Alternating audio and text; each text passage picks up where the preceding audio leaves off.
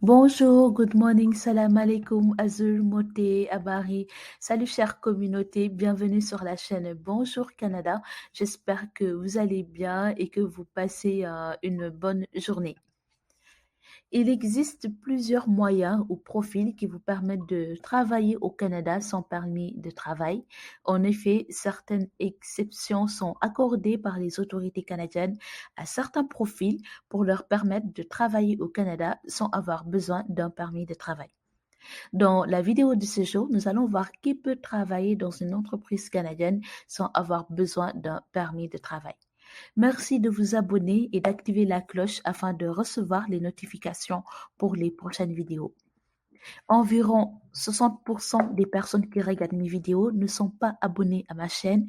Je souhaite que nous puissions atteindre la barre des 100 000 abonnés d'ici le 31 décembre pour s'assurer qu'un grand nombre de personnes reçoivent des informations fiables et de qualité sur l'immigration en temps et en heure.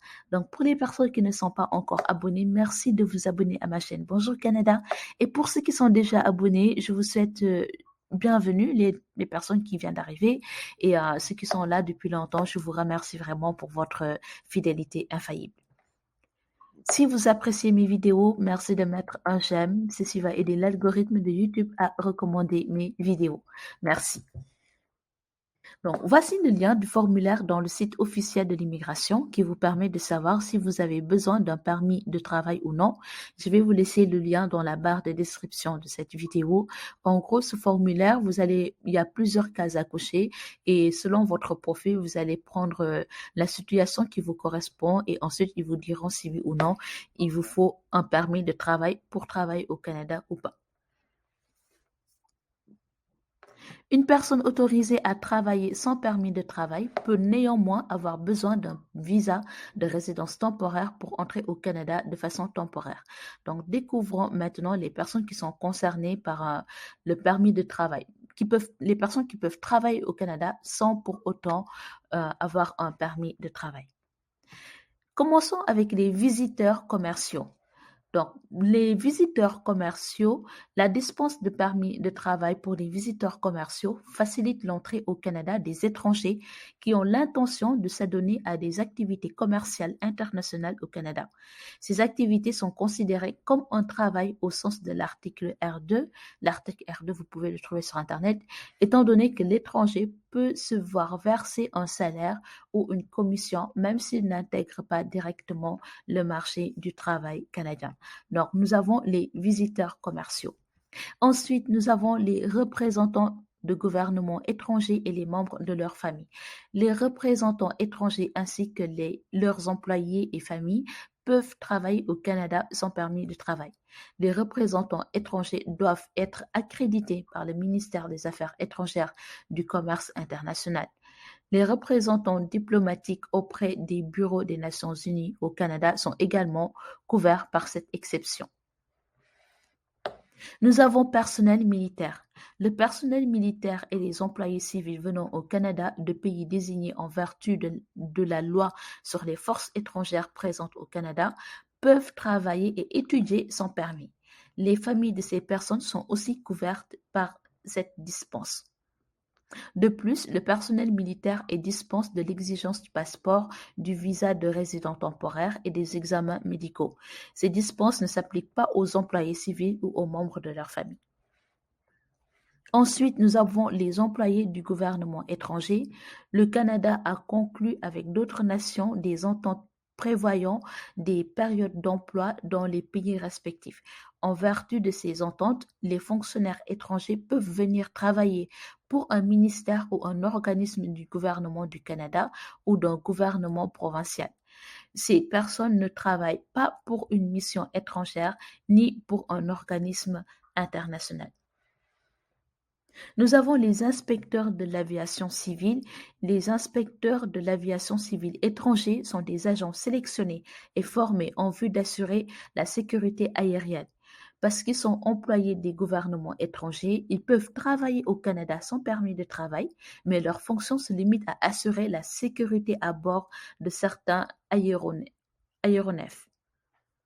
Les inspecteurs de l'aviation civile qui viennent de pays dont les citoyens sont assujettis à l'obligation de visa doivent obtenir un visa de résident temporaire pour exercer leurs fonctions dans l'espace aérien du Canada.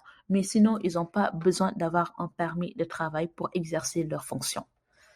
Ensuite, nous avons les emplois sur les campus. Ça concerne les étudiants. Un étudiant peut être autorisé à travailler sur le campus de son établissement scolaire s'il remplit l'un des critères suivants.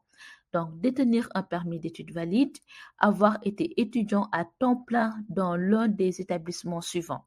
Donc, institution post-secondaire publique, comme par exemple les cégeps, une institution privée collégiale au Québec, une institution privée canadienne autorisée à émettre des diplômes. Donc, c'est dans ces cadres qu'un étudiant peut travailler dans un campus de son établissement sans pour autant avoir besoin d'un permis de travail. Et ceci va lui permettre de gagner beaucoup plus d'argent et d'aider ses parents, en fait, pour payer ses études.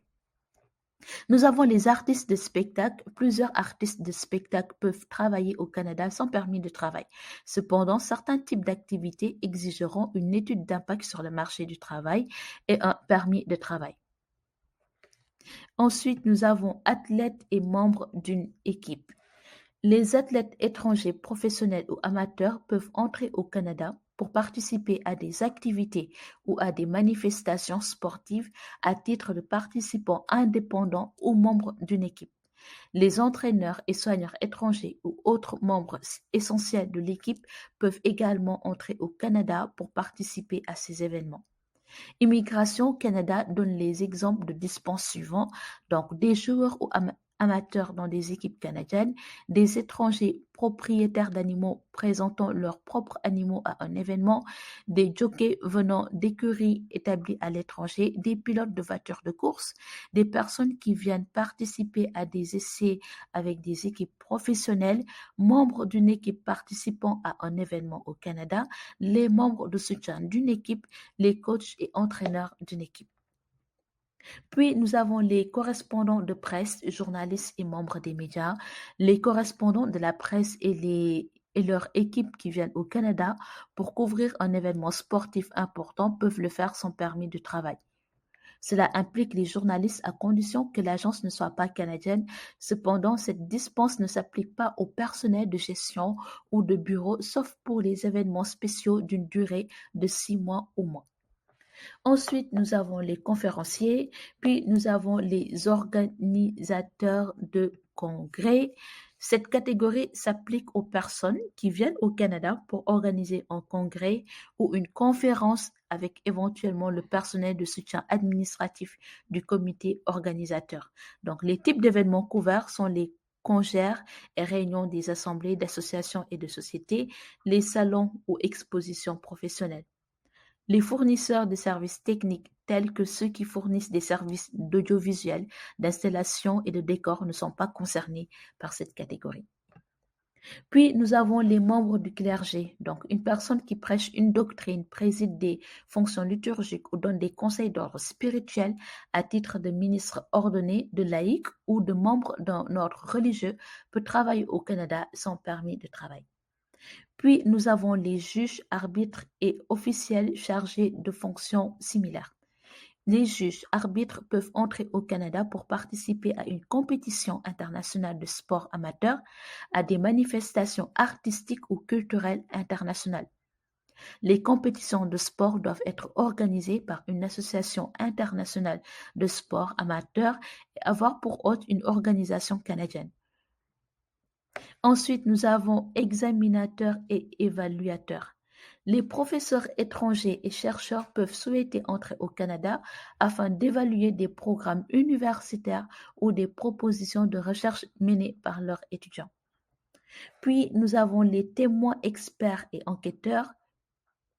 Les experts qui entrent au Canada pour mener une enquête ou des analyses devant servir de preuve ainsi qu'aux témoins experts appelés à témoigner devant un organe de réglementation, un tribunal ou une cour peuvent le faire sans permis de travail. Puis, nous avons les étudiants en soins de santé. Les étudiants étrangers inscrits à un établissement d'enseignement à l'extérieur du Canada peuvent faire un stage médical à court terme au Canada. Les étudiants peuvent étudier dans des domaines comme la médecine, l'ergothérapie et la physiothérapie, les sciences infirmières et la technologie médicale. Ces postes sont souvent non rémunérés et leur durée ne doit pas dépasser 4 mois. Les enquêteurs d'accidents et incidents aériens. Les représentants accrédités ou conseillers qui participent à une enquête sur un accident ou incident d'aviation peuvent le faire sans permis de travail. L'enquête doit être menée sous l'autorité de la loi sur le Bureau canadien d'enquête sur les accidents de transport et de la sécurité des transports. Puis, nous avons les membres d'équipage. Donc, les membres d'équipage n'ont pas besoin d'un permis de travail s'ils travaillent à bord d'un moyen de transport qui est d'immatriculation étrangère et qui est utilisé principalement pour le transport international. En avant-dernier, nous avons le service d'urgence. Les personnes qui viennent au Canada pour fournir des services en situation d'urgence doivent pouvoir le faire sans permis de travail. Ces services peuvent viser à préserver la vie et la propriété dans une situation d'urgence qui résulte d'un désastre naturel ou des accidents industriels ou commerciaux. Et enfin, nous avons le statut implicite, les personnes qui ont le statut implicite.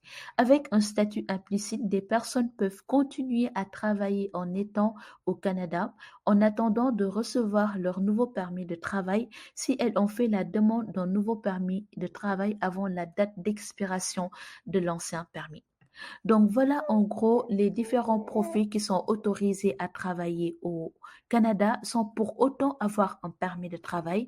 Donc il y a les visiteurs commerciaux, les représentants du gouvernement étranger, personnel militaire, employés du gouvernement étranger, inspecteurs de l'aviation civile, emploi sur le campus pour les étudiants, artistes de spectacle, athlètes et membres d'une équipe, correspondants de presse, conférenciers, organisateurs de congrès, membres du clergé, juges, arbitres et officiels chargés de fonctions similaires, examinateurs et évaluateurs, témoins, experts et enquêtes, étudiants en soins de santé, enquêteurs d'accidents et incidents aériens, membres d'équipage, services d'urgence et pour finir, les personnes qui sont actuellement en statut implicite. Voilà la vidéo que je voulais partager avec vous. Je vous remercie d'avoir regardé cette vidéo. Si vous avez des questions, vous pouvez les mettre en commentaire et j'espère de tout cœur que je pourrai y répondre en fonction de mon timing. Sinon, si vous avez la réponse et que vous voyez en commentaire, n'hésitez pas à partager une réponse avec nous. Nous sommes là pour nous aider les uns et les autres. Merci d'avoir regardé cette vidéo. Je vous souhaite une très bonne soirée et je vous dis à bientôt sur la chaîne Bonjour Canada. Bye.